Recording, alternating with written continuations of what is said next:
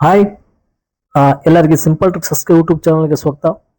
ಬನ್ನಿ, ನಾಳೆ ನಡೆಯುವಂಥ ಈ ಪೊಲೀಸ್ ಪರೀಕ್ಷೆಗಾಗಲಿ RRB ಎಕ್ಸಾಮ್ಗೆ ಸಂಬಂಧಪಟ್ಟಂತಾಗಲಿ ಸಂವಿಧಾನದ ಪ್ರಮುಖ ಪ್ರಶ್ನೆಗಳನ್ನು ಇಲ್ಲಿ ಡಿಸ್ಕಸ್ ಮಾಡ್ಕೊತಾ ಹೋಗ್ರಿ. ಈಗಾಗಲೇ ಸಾಕಷ್ಟು MCQ ಪ್ರಶ್ನೆಗಳು ಏನಪ್ಪಾ ಅಂದಾಗ ತಮಗೆ ಸಿಗಬೇಕಪ್ಪ ಅಂದ್ರೆ ಚಾನಲ್ಗೆ ಸಬ್ಸ್ಕ್ರೈಬ್ ಮಾಡ್ಕೊಳ್ಳಿ. ಚಾನಲ್ಗೆ ಸಬ್ಸ್ಕ್ರೈಬ್ ಮಾಡ್ಕೊಂಡು ಈ ವಿಡಿಯೋಗಳನ್ನು ಏನಂತ ನೋಡ್ಕೊರಿ. ಈ ಥರ ನೇರವಾದ ಪ್ರಶ್ನೆಗಳನ್ನೇ ನಿಮ್ಗೆ ಎಕ್ಸಾಮ್ಸ್ನಲ್ಲಿ ಕೇಳ್ತಿರ್ತಾನೆ. ಯಾವುದಪ್ಪ ಅಂದಾಗ ಭಾರತದ ಸಂವಿಧಾನಕ್ಕೆ ಸಂಬಂಧಪಟ್ಟಂಥ ಪ್ರಶ್ನೆಗಳು. ಭಾರತದ ಸಂವಿಧಾನ ಯಾವ ವರ್ಷ ಜಾರಿಗೆ ಬಂತು ಅಂತ ಕ್ವಶನ್ಸ್ ಇದೆ. ಇಲ್ಲಿ ಭಾರತ ದೇಶದ ಸಂವಿಧಾನ ಜಾರಿಗೆ ಬಂದಿದ್ದು 1950. ಇದಕ್ಕೆ ಸರಿ ಉತ್ತರ ಆಗ್ತದ.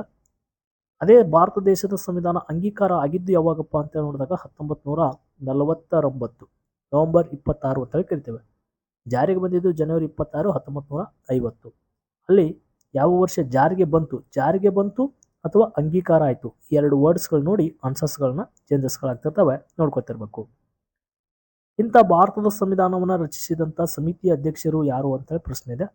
ಭಾರತ ದೇಶದ ಸಂವಿಧಾನದ ಸಮಿತಿಯ ಅಧ್ಯಕ್ಷರು ಯಾರಾಗಿದ್ರಪ್ಪ ಅಂದಾಗ ಇಲ್ಲಿ ಜವಾಹರ್ಲಾಲ್ ನೆಹರು, ಡಾಕ್ಟರ್ BR ಅಂಬೇಡ್ಕರ್, ಮಹಾತ್ಮ ಗಾಂಧೀಜಿ, ರಾಜೇಂದ್ರ ಪ್ರಸಾದ್ ಅಂತಿದೆ. ಭಾರತ ಸಂವಿಧಾನದ ರಚಿಸಿದ ಸಮಿತಿ, ಇಲ್ಲಿ ಸಮಿತಿ ಯಾವ ಸಮಿತಿ ಅಂತ ಕೊಟ್ಟಿಲ್ಲ. ಕರಡು ಸಮಿತಿ ಅಂತ ಬತ್ತಪ್ಪ ಅಂದಾಗ ಡಾಕ್ಟರ್ BR ಅಂಬೇಡ್ಕರ್ ಅಂತ ಹಾಕ್ಬೇಕು. ಸಂವಿಧಾನದ ರಚನಾ ಸಭೆಯ ಅಧ್ಯಕ್ಷರು ಅಂತ ಬತ್ತಪ್ಪ ಅಂದಾಗ ಡಾಕ್ಟರ್ ಬಾಬು ರಾಜೇಂದ್ರ ಪ್ರಸಾದ್ ಹಾಕ್ಬೇಕು. ಇಂಥ ಪ್ರಶ್ನೆಗಳು ಬಂದಾಗ ಸ್ವಲ್ಪ ಆ ವರ್ಡ್ಸ್ಗಳು ನೋಡಿ ತಾವು ಆನ್ಸರ್ಸ್ಗಳನ್ನ ಏನು ಮಾಡಬೇಕಪ್ಪ ಅಂದಾಗ ಹಾಕಬೇಕಾಗ್ತದೆ. ಕರಡು ಸಮಿತಿ ಅಂತಾಗ ಡಾಕ್ಟರ್ BR ಅಂಬೇಡ್ಕರ್ನ ಹಾಕ್ರಿ. ಸಂವಿಧಾನದ ರಚಿಸಿದ ಸಮಿತಿ ಅಂತ ಇದೆ, ರಚನಾ ಸಭೆಯ ಅಧ್ಯಕ್ಷರು ಅಂತ ಕ್ವಶನ್ಸ್ ಹಾಕಿದ್ರೆ ಇದಕ್ಕೆ ಡಾಕ್ಟರ್ ಬಾಬು ರಾಜೇಂದ್ರ ಪ್ರಸಾದ್ನೇ ರೈಟ್ ಆನ್ಸರ್ನ ಹಾಕಬೇಕು. ನೆಕ್ಸ್ಟ್, ಭಾರತ ಸಂವಿಧಾನದ ಪ್ರಸ್ತಾವನೆ ಪ್ರಿಯಾಂಬಲ್ ಯಾವ ತತ್ವಗಳನ್ನು ಒಳಗೊಂಡಿದೆ ಅಂತ ಕ್ವಶನ್ಸ್ ಇದೆ. ಪ್ರಿಯಾಂಬಲ್ ಒಳಗಡೆ ಇರುವಂಥ ತತ್ವಗಳು ಯಾವುವು ಅಂತ ನೋಡ್ಕೊತ ಬಂದಾಗ ಸ್ವಾತಂತ್ರ್ಯ, ಸಮಾನತೆ, ನ್ಯಾಯ, ಈ ಮೇಲಿನ ಎಲ್ಲವೂ ಪ್ರಿಯಾಂಬಲ್ನಲ್ಲಿ ಒಳಗೊಂಡಿರೋದ್ರಿಂದ ಆಪ್ಷನ್ಸ್ ಡಿ ಏನಾಗ್ತದಪ್ಪ ಅನ್ನೋದಕ್ಕೆ ಸರಿ ಉತ್ತರ ಆಗ್ತದ.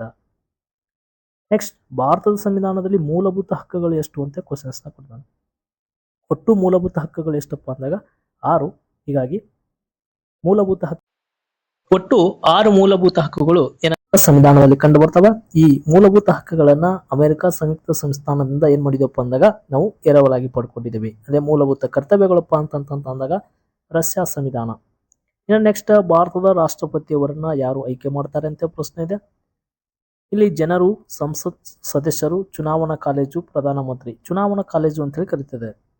ಹಾಗಾದ್ರೆ ಇಲ್ಲಿ ನೋಡ್ರಿ, ಜನರು ನೇರವಾಗಿ ರಾಷ್ಟ್ರ ಮುಖ್ಯಸ್ಥರನ್ನ, ರಾಷ್ಟ್ರಪತಿಯವರನ್ನ ಆಯ್ಕೆ ಮಾಡಕ್ ಬರಂಗಿಲ್ಲ. ನಮ್ಮಿಂದ ಆಯ್ಕೆಯಾದ ಹೋದಂತ ಈ ಚುನಾವಣಾ ಕಾಲೇಜ್ ಮೂಲಕ ಅಂದ್ರೆ ಲೋಕಸಭೆ, ರಾಜ್ಯಸಭೆ, ನೆಕ್ಸ್ಟು ಕೇಂದ್ರಾಡಳಿತ ಪ್ರದೇಶದ ಎಲ್ಲಾ ವಿಧಾನಸಭೆಯ ಕ್ಷೇತ್ರದ ಸದಸ್ಯರು ಕೂಡಿಕೊಂಡು ಏನ್ ಮಾಡ್ತಾರಪ್ಪ ಅಂದಾಗ ಭಾರತದ ರಾಷ್ಟ್ರಪತಿಯವರನ್ನ ಆಯ್ಕೆ ಮಾಡ್ತಾರೆ. ಇನ್ನು ನೆಕ್ಸ್ಟ್, ಸಂವಿಧಾನದ ಯಾವ ವಿಧಿಯಲ್ಲಿ ಸಮಾನತೆ ಹಕ್ಕು ಕಂಡು ಬರ್ತದೆ. ಸಂವಿಧಾನದಲ್ಲಿ ಮೂಲಭೂತ ಹಕ್ಕುಗಳ ಒಳಗಡೆ 14ನೇ ವಿಧಿ ಎಲ್ಲರೂ ಕಾನೂನು ಮುಂದೆಲ್ಲೂ ಸರಿ ಸಮಾನರು ಅಂತೇಳಿ 14ನೇ ವಿಧಿ ಏನ್ ಮಾಡ್ತದಪ್ಪ ಅಂತಂದಾಗ ತಿಳಿಸ್ತದೆ. ಇಲ್ಲಿ 19ನೇ ವಿಧಿ ಇವೆಲ್ಲ ಒಟ್ಟು ನೆಕ್ಸ್ಟ್ 21ನೇ ವಿಧಿ, 32ನೇ ವಿಧಿ ಇವೆಲ್ಲ ಎದುರು ಒಳಗಡೆ ಬರ್ತಾವಪ್ಪ ಅಂತ ಕೇಳಿದಾಗ ಇವು ಮೂಲಭೂತ ಹಕ್ಕುಗಳ ಒಳಗಡೆ 12ರಿಂದ 35ನೇ ವಿಧಿ ಭಾಗ 3 ಒಳಗಡೆ ಏನಾಗ್ತಪ್ಪ ಅಂದಾಗ ಕಂಡು ಬರ್ತವೆ. ನೆಕ್ಸ್ಟ್, ಭಾರತದ ಸಂವಿಧಾನದಲ್ಲಿ ಎಷ್ಟು ವಿಧಿಗಳು, ಆರ್ಟಿಕಲ್ಸ್ಗಳು ಇದ್ದವು ಆರಂಭದಲ್ಲಿ? 395 ವಿಧಿಗಳು ಏನಾಗ್ತಪ್ಪ ಅಂದಾಗ ಮೊದಲು ಕಂಡು ಬಂದಿದ್ದು. ಈಗ 450ಕ್ಕಿಂತ ಏನಾಗಪ್ಪ ಅಂದಾಗ ಅಧಿಕ ಆರ್ಟಿಕಲ್ಸ್ಗಳು ಕಂಡು ಬರ್ತವೆ ಅಂತೇಳಿ ನಾವು ಹೇಳ್ತೇವೆ. ನೆಕ್ಸ್ಟ್, ಭಾರತದ ಸಂವಿಧಾನದ ಯಾವ ದಿನ ಅಂಗೀಕರಿಸಲಾಯಿತು? ನೋಡ್ರಿ, ಇಲ್ಲಿ ಬಂದಿದೆ. ಭಾರತದ ಸಂವಿಧಾನ ಯಾವ ದಿನದಂದು ಅಂಗೀಕಾರವಾಯಿತು ಅಂತ ಬಂದಾಗ 26 ನವೆಂಬರ್ 1949 ಏನಾಗ್ತದಪ್ಪ ಅಂದಾಗ ಅಂಗೀಕಾರ ಆಗ್ತದೆ. ಅದೇ ಜನವರಿ 26, 1950 ಭಾರತ ಸಂವಿಧಾನ ಜಾರಿಗೆ ಬರ್ತದೆ. ನೆಕ್ಸ್ಟ್, ಮೂಲಭೂತ ಕರ್ತವ್ಯಗಳು ಯಾವ ತಿದ್ದುಪಡಿಯಿಂದ ಸೇರಿಸಲಾಯಿತು ಅಂತ ಪ್ರಶ್ನೆ ಇದೆ. ಮೂಲಭೂತ ಕರ್ತವ್ಯಗಳನ್ನ ನಾವು ರಷ್ಯಾ ಸಂವಿಧಾನದಿಂದ ಏನ್ ಮಾಡ್ತೀವಪ್ಪ ಅಂತಂದಾಗ ಎರವಲಾಗಿ ಪಡ್ಕೊಂಡೇವಿ, ಹೌದಾ? ಹಾಗಾದ್ರೆ ಈ ಮೂಲಭೂತ ಕರ್ತವ್ಯಗಳನ್ನ ಭಾರತ ದೇಶದ ಅತ್ಯಂತ ದೊಡ್ಡದಾದ ತಿದ್ದುಪಡಿ 42ನೇ ತಿದ್ದುಪಡಿ, ಇದು ಮಿನಿ ಸಂವಿಧಾನ ಅಂತ ಹೇಳ್ತೇವೆ. ಈ ಸಂವಿಧಾನದ ಮೂಲಕ ಏನ್ ಮಾಡ್ತೀವಪ್ಪ ಅಂತಂದಾಗ ಸೇರಿಸಲಾಗ್ತದೆ. ಭಾಗ 4 ರಾಜನೀತಿ ನಿರ್ದೇಶಕ ತತ್ವಗಳನ್ನು ಕರಿತೀವಿ, ಹೌದಾ? ಅಲ್ಲಿ 51A ವಿಧಿ ಒಳಗಡೆ ಏನ್ ಮಾಡ್ತಾರಪ್ಪ ಅಂತಂದಾಗ ಇವಕ್ಕೂ ಮೂಲಭೂತ ಕರ್ತವ್ಯಗಳನ್ನ ಸೇರಿಸಲಾಗಿದೆ. ನೆಕ್ಸ್ಟ್, ಭಾರತದ ಸಂವಿಧಾನದ ರಕ್ಷಕ ಯಾರು ಅಂತ ಕ್ವಶನ್ಸ್ ಇದೆ. ಇದನ್ನ ರಾಷ್ಟ್ರಪತಿ, ಸುಪ್ರೀಂ ಕೋರ್ಟ್, ಪ್ರಧಾನಮಂತ್ರಿ, ಸುಪ್ರೀಂ ಕೋರ್ಟ್ ಅಂತೇಳಿ ಇಲ್ಲಿ ಆಪ್ಷನ್ಸ್ ಇದಾವೆ. ಸಂಸತ್ತು. ಹಾಗಾದ್ರೆ ರೈಟ್ ಆನ್ಸರ್ ಏನಪ್ಪ ಅಂದಾಗ ಸುಪ್ರೀಂ ಕೋರ್ಟ್. ಭಾರತದ ಸಂವಿಧಾನದ ರಕ್ಷಕ ಅಂತೇಳಿ ನಾವು ಭಾರತದ ಅತ್ಯಂತ ಶ್ರೇಷ್ಠವಾದ ನ್ಯಾಯಾಲಯ ಸುಪ್ರೀಂ ಕೋರ್ಟ್ ಅಂತೇಳಿ ಕರಿತೇವೆ. ಭಾರತದ ಸಂವಿಧಾನದಲ್ಲಿ ರಾಜ್ಯ ನಿರ್ದೇಶಕ ತತ್ವಗಳು ಯಾವ ಭಾಗದಲ್ಲಿ? ರಾಜ್ಯ ನಿರ್ದೇಶಕ ತತ್ವಗಳು ಅಂತ ಕರಿತೇವೆ. ಇವು ಭಾಗ ಸಂವಿಧಾನದ 4ರಲ್ಲಿ ಏನಾಗ್ತವಪ್ಪ ಅಂದಾಗ ಕಂಡು ಬರ್ತವೆ. 36ರಿಂದ ಹಿಡಿದು 51ನೇ ವಿಧಿ ತನಕ. ಭಾರತದ ಸಂವಿಧಾನದಲ್ಲಿ ಮೂಲಭೂತ ಹಕ್ಕುಗಳು ಯಾವ ಭಾಗದಲ್ಲಿದೆ? ಮೂಲಭೂತ ಹಕ್ಕುಗಳು ಸಂವಿಧಾನದ ಭಾಗ 3ರಲ್ಲಿ ಕಂಡು ಬರ್ತವೆ. 3ನೇ ಭಾಗವನ್ನ ಭಾರತದ ಮ್ಯಾಗ್ನಾ ಕಾರ್ಟಾ ಅಂತ ಕೂಡ ಏನ್ ಮಾಡ್ತೇವಪ್ಪ ಅಂದಾಗ ಕರಿತೇವೆ. ಭಾರತದ ರಾಷ್ಟ್ರಪತಿಯ ಅವಧಿ ಎಷ್ಟು ವರ್ಷ ಅಂತ ಕ್ವಶನ್ಸ್ ಕೊಟ್ಟಿದ್ದಾನೆ. 5 ವರ್ಷ ಭಾರತದ ರಾಷ್ಟ್ರಪತಿಯ ಅಧಿಕಾರಾವಧಿ ಇರ್ತದೆ. ಇನ್ನು ಭಾರತದ ಮೊದಲ ರಾಷ್ಟ್ರಪತಿ ಯಾರು ಅಂತ ಕ್ವಶನ್ಸ್ ಕೊಟ್ಟಿದ್ದಾನೆ. ಕಂಟಿನ್ಯೂಸ್ ಆಗಿ 2 ಬಾರಿ ಏನಾಗ್ತಾರಪ್ಪ ಅಂದಾಗ ಡಾಕ್ಟರ್ ಬಾಬು ರಾಜೇಂದ್ರ ಪ್ರಸಾದ್ ಅವರು ಭಾರತದ ರಾಷ್ಟ್ರಪತಿಯಾಗಿ ಕೆಲಸ ಮಾಡ್ತಾರೆ. ಭಾರತೀಯ ಸಂವಿಧಾನದ ಉದ್ದೇಶವನ್ನ ವಿವರಿಸುವ ಭಾಗ ಯಾವುದು? ಪ್ರಿಯಾಂಬಲ್ ಅಂತ ಕರಿತೇವೆ, ಪ್ರಸ್ತಾವನೆ. ಭಾರತದ ಸಂವಿಧಾನವನ್ನ ಕಂಪ್ಲೀಟ್ ಆಗಿ ವಿವರಿಸುವಂತ ಭಾಗ ಪ್ರಸ್ತಾವನೆ ಅಥವಾ ಪೀಠಿಕೆ ಅಂತೇಳಿ ಕರಿತೇವೆ. ಸಂವಿಧಾನವನ್ನ ತಿದ್ದುಪಡಿ ಮಾಡುವ ಅಧಿಕಾರ ಯಾರಿಗೆ ಇದೆ ಅಂತ ಕ್ವಶನ್ಸ್ ಇದೆ. ಸಂವಿಧಾನವನ್ನ ತಿದ್ದುಪಡಿ ಮಾಡುವಂತ ಅಧಿಕಾರ ಸಂಸತ್ತಿಗೆ ಕಂಡು ಬರ್ತದೆ.